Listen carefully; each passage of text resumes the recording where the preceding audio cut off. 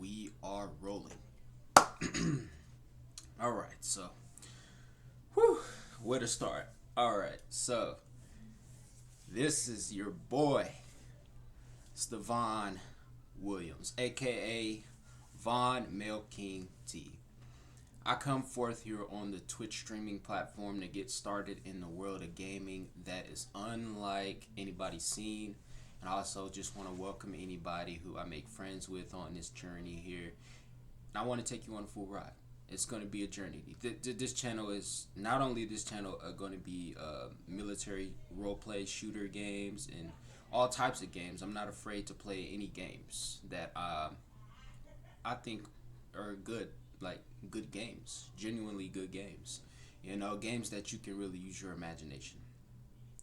But to get into it, I'll just start by saying, may Vaughn be blessed. May Vaughn be righteous. All praise to the Most High. Glory be to God for allowing me to finally get all the equipment I need to get started on this journey. I just want to welcome y'all in. And just to get started, I just want to explain the crap that I plan to do on this Twitch streaming platform and on YouTube as well, and on other platforms similar to YouTube. If I ever have to switch over down the line for my live streams, for future video ideas and whatnot, just know I most likely will have two separate channels on YouTube that I will be switching back and forth from. I'll try to get uploads going and try to see how many videos I can upload within a month, a week, and all that stuff. Get down to dirt, get down in the business with this roleplay world that I want to create. So getting into it, what do I mean by this world of roleplay and military, action-packed role-playing, competitive, all the different categories in gaming? What kind of roleplay world am I trying to build? Well, the kind of roleplay that is literally, what's the word I'm looking for? To really better describe it, it's literally a full package deal roleplay. It's a roleplay that you can roleplay in any game imaginable. It's a mixed bag, and it's just like you can stir and twist and do anything. And I've boiled it down to 7 different strategies. All those strategies together combined are what I call multiplied roleplay strategies. So we go down the list here on the left or right, whatever side you're on. We got military roleplay, personal favorite.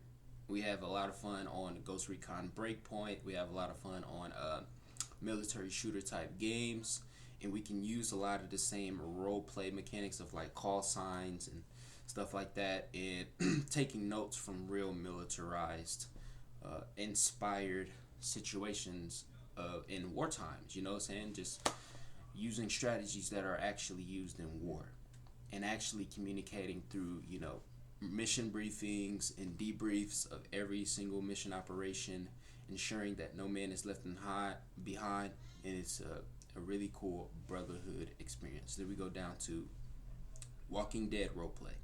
Now this show is very biblical. Me being a follower in Christ, I love God.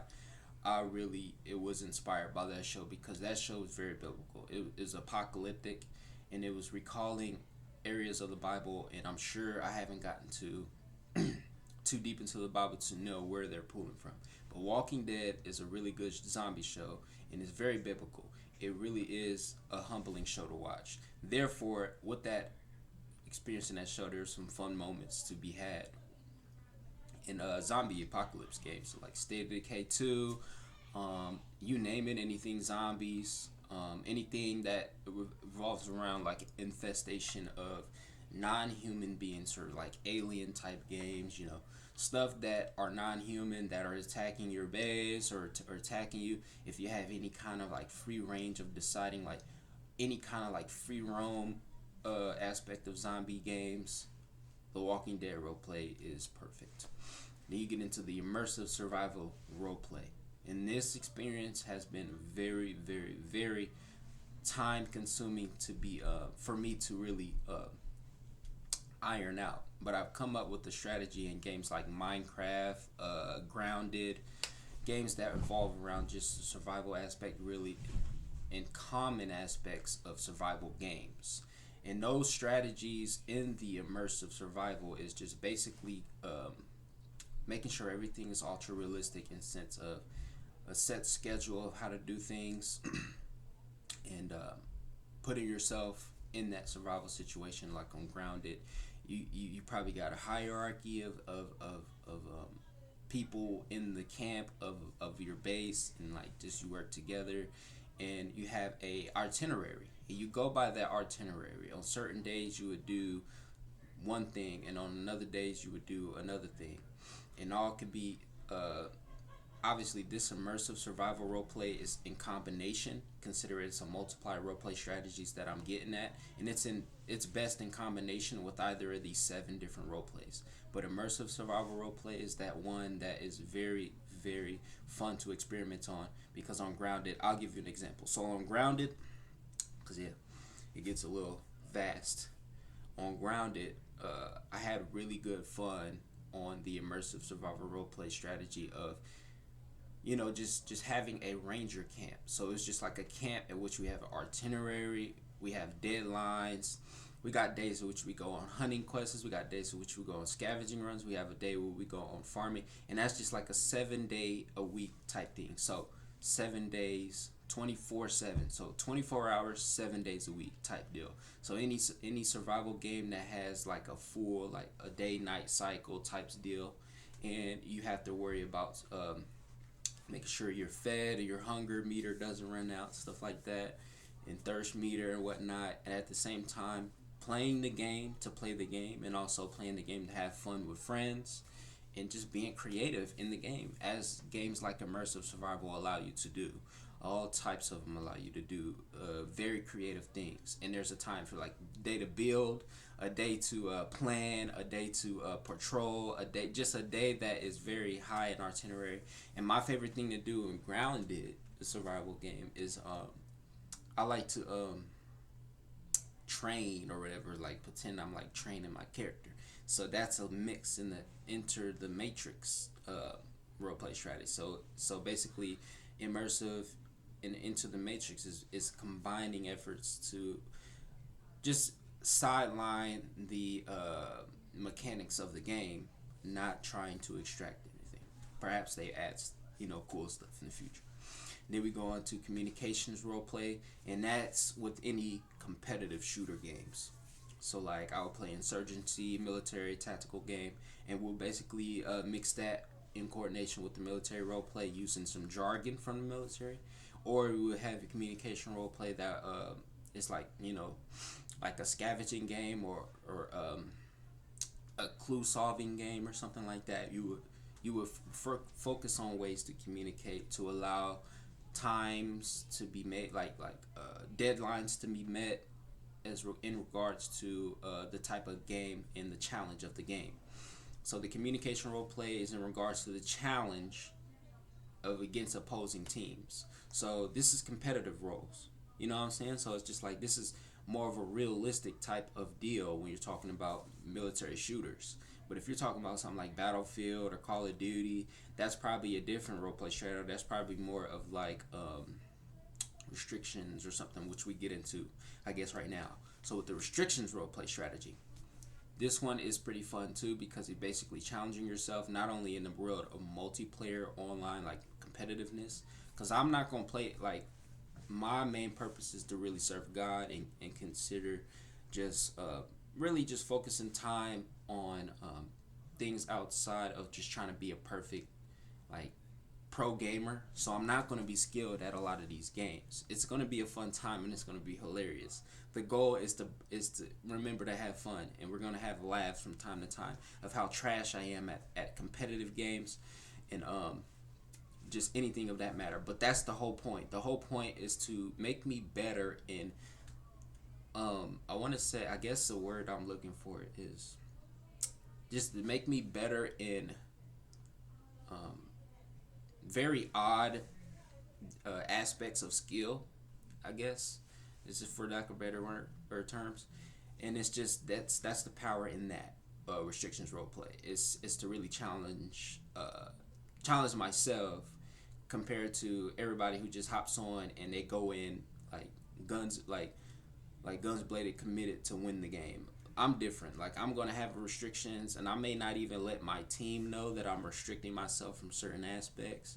I may let the stream or any watchers in my video know later down the line that it was a restriction role play that I was going by to play a certain game. That's why I'm playing trash. That's my excuse for why I'm trash at games. Okay. But we got into the Matrix roleplay strategy, which is pretty self-explanatory. On games like State of Decay 2, that's a really good zombie apocalypse game. You can like take yourself, you can take a survivor and you can completely write your own background for that survivor, despite that the game's already put effort into writing that character's background. Me personally, I don't want to do the Enter the Matrix on a game like State of Decay 2 because yeah, they already have that there. I just go by that. But a lot of people I meet, if we talk about role play, a lot of the younger kids, because let's be real, the younger generation of kids, they really love the Enter the Matrix role play styles. And the Enter the Matrix role play styles are good for Minecraft as well. Minecraft is a good Enter the Matrix role play style, and also immersive, and you can kind of mix the two. Then we have the light bulb roleplay strategy. This is when I'm playing solo. Any game that I'm playing solo, and any game that I'm playing like a strategy type game, like I'm telling you, every single, like all categories of gaming, I'm not afraid to get my hands dirty. So the light bulb roleplay strategy is the one for me when I am solo. That means I'll just be streaming just to record a gameplay segment, some commentary here and there, but the whole focus is not necessarily to entertain you guys with comedy or entertain you guys with like pure skill at anything. Strategy games are an acquired taste, and I'm getting into the world of strategy games like Surviving Mars. I've been having fun on there, and I got that on my Xbox, and I was gonna probably hop on there and just use the light bulb roleplay strategy. And to describe what this is basically you will come up with terms to describe certain strategies to getting to meeting deadlines personally and through the game. So like a strategy for Surviving Mars for me would be to have certain days or certain time of the day to focus on one area of my my colony on Mars. So if I build a dome, the whole goal is to make sure any survivors I bring onto Mars survive in that dome. So I'll have an entire the entirety during the day to focus on the people, making sure they have everything they need, and all the buildings inside the domes are good. And then I'll swap it, and at night is when I'll focus on all the stuff that needs to be done instead of arranged for building construction outside of the dome, and that's just to make sure all the systems are running. So I will have basically a day or time of day focusing on the people, and then I'll have a time of day focuses on the building and expansion part of Surviving Mars, and I'll call that yeah, it's just I'll give that a name. And I'll call it the wax on, wax off, or something like that. Something like just short. And at times I will be like brainstorming on names. So with the light bulb roleplay strategy, there's a lot of brainstorming on names. I'll give another example of light bulb roleplay strategy. Is I'll be playing a game called like Zuma or something, and or Zumba, I think it's the one where you shoot the balls and you gotta match it with the color. And that game would get freaking crazy hard at times, you know what I'm saying? So it's just like I was coming up with different strategies in which I would play certain levels. If I get one level, then I would do the what I call the conveyor belt strategy, where it's just like I would I don't know. It's just different terms I come up with games that are small and simple and strategy type games like Zuma. I would just do that. And then the light bulb roleplay strategy can also go into the creativity aspect heavy. So as far as that, I like to go by the four elements, and those four elements have a certain color. So as far as customization goes, a prime example of good customization options are in the game called Anthem. Anthem, where you can construct your like from top to bottom your exosuit, you can change every single color to whatever, like every single part. Like it's kind of like Halo, but like literally like one, two, three, four. Like you have five, six, seven different color options. And it's just like, you know what? I'm gonna condense it down to just the four elements. And considering that on the Anthem, on the game of Anthem, there's four different types of javelins. So it all comes in, it calls and all comes in correlation. So the eyeball strategy is multiples of four as far as creativity, and then those four figure out the four elements. Who matches with fire? Somebody, a exoskeleton would match with fire, so I would make that one red when I max that one out. But starting out, I would have all four elements on every single javelin, because it's like, you know what I'm saying. So that's the light bulb strategy. That's the creativity aspect. But outside of that, that's a real like strategy that I like to use, and that's why and all this combined, this multiply roleplay strategy is what's going to make me consistent in uploading content to Twitch and YouTube, and what's going to make me consistent in all my experiences with anybody I meet in this community, and I'm glad to be a part of it. This has been Von Mel King, aka aka Stevan, and glory be to God. May we all be blessed and have fun. You know what I'm saying? This will be a fun journey. Peace.